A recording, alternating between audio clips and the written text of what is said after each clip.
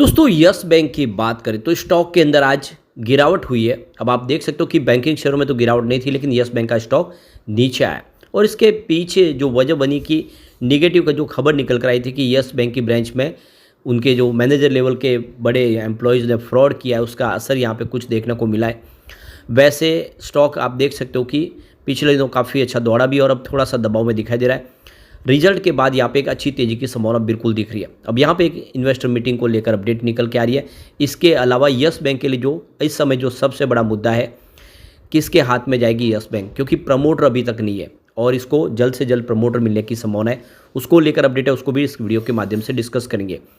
क्या वाकई में यस बैंक में निवेश का बिल्कुल ये सही मौका है, क्योंकि बाजार जिस तरह से ऑल टाइम हाई पे चला गया, लेकिन अभी भी यस बैंक का स्टॉक अंडर वैल्यू है। 32 रुपये की इसकी हाई थी, उससे भी काफ़ी नीचे और 2018 के बाद स्टॉक 400 के ऊपर था। उस हिसाब से स्टॉक कह सकते हैं कि काफ़ी सस्ता मिल रहा है। क्या दाव लगाना चाहिए, जानेंगे इस वीडियो के माध्यम से। लेकिन फ्रेंड, उससे पहले अगर आप पहली बार हमारे चैनल पर आए तो चैनल को सब्सक्राइब कर दीजिए, एक बेल आइकॉन दबा दीजिए ताकि जब भी नया वीडियो बने पहला नोटिफिकेशन आपको मिले। वीडियो पसंद आए तो लाइक से जरूर कीजिए। चलो फ्रेंड्स, वीडियो स्टार्ट करते हैं। मैं हूँ आपका दोस्त एस बी दवे और हमारे अपने चैनल ऑनलाइन कमाई में आपका बहुत बहुत स्वागत। तो सबसे पहले यस बैंक के कारोबार की बात करें तो स्टॉक की शुरुआत ही निगेटिव हुई 26 पर, क्लोजिंग थी परसों की 26.19 के आसपास। तो दबाव में शुरुआत तो हुई, लेकिन 26.30 का हाई भी बना, यानी कुछ अच्छी खरीदारी हुई, बड़े फंड हाउस ने खरीदारी की, जिसकी वजह से स्टॉक ऊपर दौड़ा। लेकिन आप देख लो कि सेंटीमेंट जो है बिगड़े हुए, रिटेल इन्वेस्टर की बिकवाली ज़्यादा हो रही है और इस वजह से 25.67 का इसने इंट्राडे का लो बनाया और अंत में क्लोजिंग 25.78 के आसपास रही, जहाँ पे 1.57% की गिरावट देखने को मिली हमें। अब इसकी परफॉर्मेंस देखें तो इस जुलाई महीने में देखें स्टॉक में आप देखें तो थोड़ी सी तेज़ी तो बनी है बिल्कुल। इस समय भी देखें तो क्योंकि 1 जुलाई को जो स्टॉक था वो 24 के आसपास था, इंट्राडे का जो लो था वो 23.78 के आसपास था और उसके बाद में स्टॉक में बढ़त शुरू हुई, स्टॉक ने दौड़ना शुरू किया। तो आप देख ही सकते हो 11 जुलाई को स्टॉक 27 तक चला गया था। उसके बाद इसमें फिर थोड़ा सा करेक्शन शुरू हुआ है और ये 27 से स्टॉक अगर आप देखें तो फिर से 25 के आसपास आए, पर लग रहा है कि 25 का एक इसको मजबूत सपोर्ट दिखाई दे रहा है। यहाँ से बाउंस बैक देगा तो इस बार ये 30 को क्रॉस करने की संभावना, अगर 25 को तोड़ेगा तो फिर वापस ये 22-23 तक आने की संभावना भी दिख रही है। अब यहाँ पे जो बड़ी अपडेट निकल के आ रही है, यस बैंक ने नोटिस के माध्यम से जो एक्सचेंज को जानकारी दी है कि उन्होंने यहाँ पे एनालिस्ट और इंस्टीट्यूशनल इन्वेस्टर की कॉन्फ्रेंस रखी है और यह देख सकते मुंबई में होगी फिजिकल रूप से। 21 नवंबर को होगी और 22 नवंबर, 2 दिन चलने वाली है ये कॉन्फ्रेंस, 21 और 22। और कोटक मिड कैप कॉन्फ्रेंस 2024 है इस इवेंट का नाम, जो देख सकते हो कि 2 दिन चलने वाला है। यहाँ पे यस बैंक ने यह भी कहा है कि इसका शेड्यूल चेंज भी हो सकता है, यानी टाइम चेंज हो सकता है। इसकी जानकारी पहले दे दी जाएगी अगर होता है तो अब देखना होगा कि इस मीटिंग के दौरान क्या बातें होती है, क्या फैसला होता है। लेकिन यस बैंक लगातार कोशिश करे अपने बिजनेस को बिल्कुल पटरी पे लाने के लिए। अब जो बड़ी अपडेट निकल के आ रही है, क्यों यस बैंक के अधिग्रहण के लिए जो बैंकिंग नियम है उसमें बदलाव करने की ज़रूरत है, क्योंकि फिलहाल जो इस समय जो बैंकिंग लॉज बने हुए हैं उसके हिसाब से और फॉरेन इन्वेस्टर जो कोई बड़ा इन्वेस्टमेंट है वो डायरेक्ट यहाँ पे यस बैंक में प्रमोटर के तौर पे अपनी कंट्रोल नहीं ले सकता है। तो देख लो कि पिछले क्वार्टर से हम देख रहे हैं कि यहाँ पे यस बैंक में प्रमोटर को लेकर बातचीतें शुरू हो चुकी है। जैपनीज बैंक है जो यहाँ पे इसके अंदर प्रमोटर के तौर पे आना चाहते हैं। मिडिल ईस्ट की जो कुछ बड़े इन्वेस्टर है वो भी इंटरेस्टेड है यस बैंक में बड़ी होल्डिंग लेने को लिए।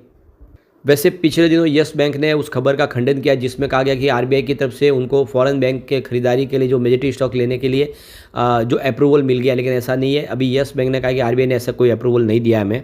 फिलहाल आरबीआई का रूल्स है, उसके तहत कोई भी बैंक इसमें हिस्सेदार इंडिया की नहीं बन सकती, उनको प्रमोटर ग्रुप नहीं रह सकते। तो इसीलिए एसबीआई जिसकी मेजॉरिटी स्टेक होल्डर है और दूसरी और बैंकें, उन सबको यहाँ पे एग्जिट होना होगा और उनकी जो स्टेक है वो किसी और को देनी होगी। प्रमोटर के तौर पर वो यहाँ पे आ सकता है। अब यस बैंक को खरीदने के लिए, यस बैंक में बड़ी स्टेक लेने के लिए बहुत सारे फॉरेन बैंक है जो इंटरेस्टेड है, वो यहाँ पे निवेश करना चाहते हैं। लेकिन इस समय जो रूल्स बने हुए, जो नियम है, वो डायरेक्ट यहाँ पे इन्वेस्टमेंट करने की अनुमति नहीं देते हैं। तो फॉरेन बैंक अगर इंडिया में बिजनेस करना चाहे तो सीधी अपनी वो ब्रांच के माध्यम से यहाँ पे सब्सिडीज करके वो अपने बिजनेस को यहाँ पे शुरू कर सकते हैं। लेकिन अगर कोई इंडियन बैंक में वो हिस्सेदार नहीं रहता तो कम से कम 74% की जो स्टेक है वो डोमेस्टिक बैंक के पास होनी चाहिए, तभी उनको अलाउड किया जाता है। अगर कोई फॉरेन इन्वेस्टर बैंक इंडिया के बैंक में इन्वेस्ट करना चाहते तो 5% जो ऑटोमेटिक रूट से इन्वेस्टमेंट कर सकते हैं और 10% की स्टेक है वो अप्रूवल लेके ले सकते हैं। अब यहाँ पे यस बैंक का जो मामला थोड़ा सा हटके है। यस बैंक पूरी तरह से डूबने वाली थी, इसको फिर से खड़ा करने के लिए बैंकों ने सहयोग किया था। अब क्या इसके लिए रूल्स में कोई बदलाव किया जाएगा जिसके माध्यम से कोई बड़ा जो विदेशी बैंक है इसमें एक बड़ी स्टेक ले सके, प्रमोटर के तौर पे आ सके?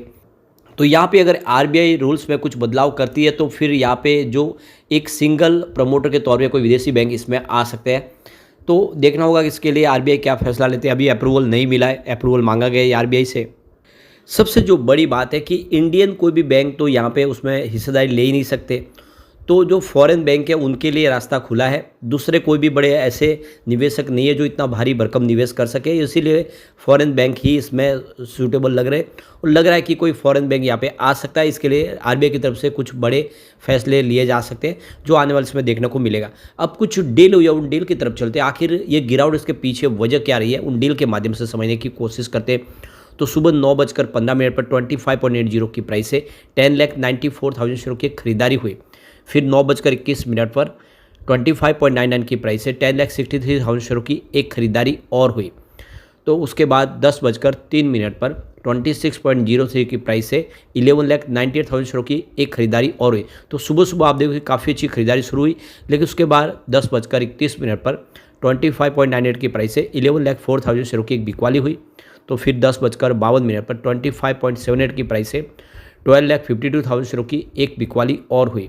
और उसके बाद 11:26 पर 25.74 की प्राइस से 86,39,000 शेयरों की एक ज़बरदस्त बिकवाली हुई और इसने थोड़ा सा मामला बदला, गिरावट हुई। लेकिन उसके बाद 1:32 पर 25.86 की प्राइस से 21,06,000 शेयरों की फिर से खरीदारी हुई। तो फिर 3:10 पर 25.82 की प्राइस से 14,42,000 शेयरों की फिर से शानदार खरीदारी हुई। तो ये क्लियरली आप देख सकते हो कि जो बिकवाली है वो काफ़ी कम है और खरीदारी की डील ज़्यादा है। तो गिरावट से आपको डरना नहीं, बल्कि जिस तरह से बड़े फंड हाउस इस गिरावट का फ़ायदा उठा के जम के खरीदारी करें, आपको भी इसमें निवेश करना चाहिए। फ्यूचर बहुत ब्राइट है यस बैंक का आने वाले समय। जिस तरह से एनपीए 1% से नीचे आया है और आप देख सकते हो कि बड़े बड़े जो बैंकर है वो यहाँ पे निवेश करने को तैयार है और काफ़ी अच्छा बिजनेस है, रिजल्ट भी लगातार बेहतर हो रहे हैं, तो दाव लगाया जा सकता है। अब एक बार पिवोट लेवल के माध्यम से समझते हैं गिरावट ही तो कहाँ तक जा सकता है और तेज़ी में ये ऊपर कहाँ तक जा सकता है। तो इस लेवल से गिरावट तो 24.32 का पहला सपोर्ट है, टूटा तो 23.04 तक स्टॉक जाता हुआ दिखाई देगा। गिरावट और बढ़ती है तो 21.48 तक जा सकता है। अब पॉजिटिव माहौल बना तो 27.16 का फर्स्ट रेजिस्टेंस है, इसको पार कर लिया तो फिर 28.72 तक स्टॉक जाता हुआ दिखाई देगा। और तीसरा जो रेजिस्टेंस निकल के आ रहा है वो 30 रुपीज़ के आसपास है। तो फिर 30 को पार किया तो एक नई तेज़ी आ सकती है। और अब देख सकते हो कि बाजार में अगर संभावना पॉजिटिव बनी तो ये 50 तक जाता हुआ अभी दिखाई दे सकता है आने वाले समय। ऐसे में निवेश का अच्छा मौका है यस बैंक में। लेकिन फ्रेंड, कोई भी इन्वेस्टमेंट करने से पहले अपने फाइनेंशियल एडवाइजर से बड़े ले ले या अपना खुद का रिसर्च करें, क्योंकि मैंने वीडियो आपके एजुकेशनल पर्पज़ के लिए ही बनाया। वीडियो पसंद आए तो लाइक से जरूर कीजिए और चैनल को सब्सक्राइब कर दीजिए। Thank you friends.